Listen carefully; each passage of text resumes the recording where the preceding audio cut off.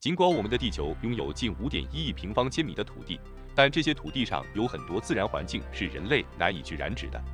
比如占据3.61亿平方千米的海洋，这样算下来，陆地面积可就只有1.49亿平方千米。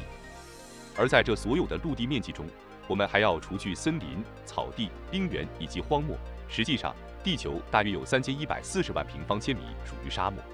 如果是海洋倒也好说，毕竟海洋中存在大量的自然资源，一旦被充分利用，将提供巨大发展潜力。可沙漠就有点难处理了，资源不好开采不说，还容易给周围生态造成恶劣影响。那如果有一天把所有的沙漠都变成森林会怎样？科学家表示，这代价怕是难以承受。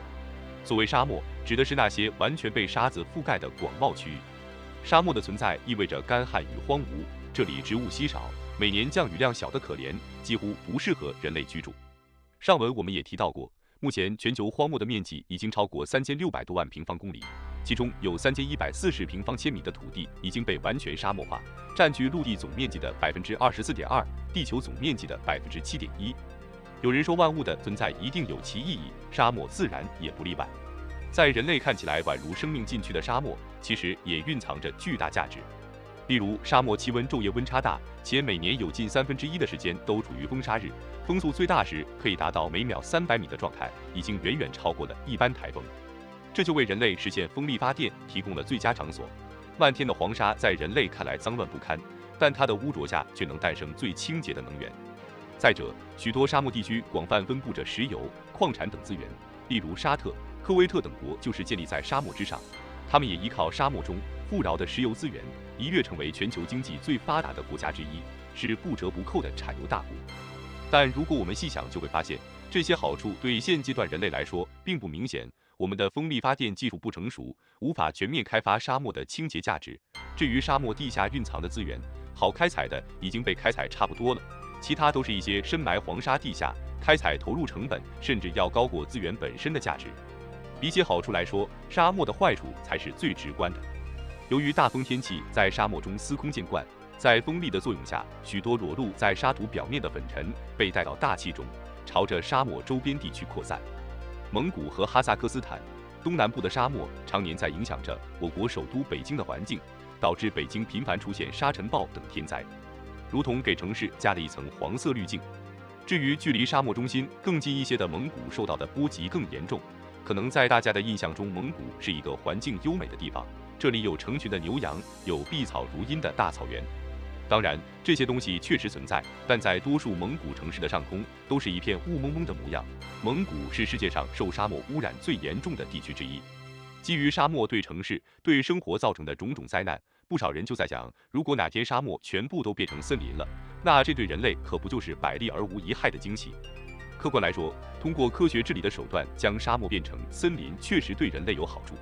但如果按照我们的设想，突然将全部沙漠变成森林，那对人类乃至地球来说都是一场灾难，这代价我们承受不起。这是因为沙漠虽然环境恶劣，但它也是自然生态系统的重要组成部分，即便它对人类并不友好，但不可否认的是，仍然有不少生物要依仗沙漠系统才能活下去。例如，已经适应了沙漠环境的阿拉伯狼，作为灰狼的一个亚种，如果将它们的生存空间转移到森林中，迎接它们的只有死亡。其次，还有一些我们熟悉的植物，如仙人掌、沙冬青、光棍树、生石花，看似一毛不拔的荒漠，实际上生存着大量人类不曾接触过的植物，在稳定沙漠系统。可能很多人会问，如此炎热又缺水的沙漠，拿什么提供植物养分呢？这就是咱们片面了。连火山口都有植物能生存，沙漠环境还能比火山口恶劣吗？再者，沙漠变成森林会导致地区环境彻底崩溃。我们都知道，植物在生长发育过程中伴随着蒸腾作用，也就是说，它们会通过根系吸收水分，后通过叶片释放水分，由此达成一种循环。可就在沙漠突然变成森林的那一刻，沙土地上直接多了几千万棵树，试问这些树从哪里能获得水源呢？